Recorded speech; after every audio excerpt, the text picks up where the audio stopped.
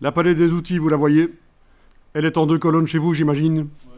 Si elle n'était pas en 2 colonnes, il faudrait utiliser, bien sûr, comme dans Photoshop, l'icône ici. Vous avez 2 icônes dans le bas de la palette des outils. L'icône de droite vous permet de voir le document un peu mieux, un peu plus comme il sera imprimé. Donc dès qu'on enclenche l'icône de droite, là, on ne voit pas ce qui déborde de la page.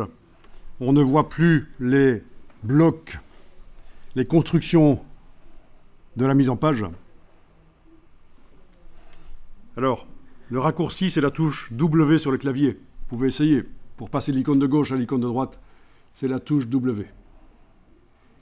Donc, là, c'est l'affichage en mode normal. On voit les bordures des blocs qui composent la page. On voit différentes informations.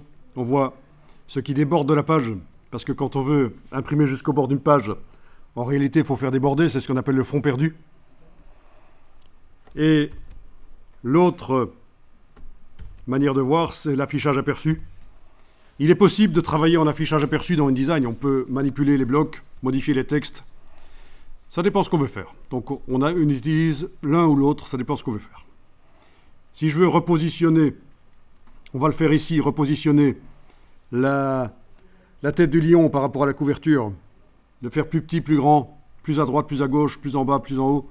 Ça peut être intéressant d'afficher en mode aperçu comme ça.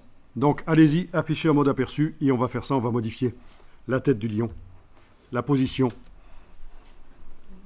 On va peut-être demander qu'il regarde dans l'autre sens. Pourquoi pas aussi.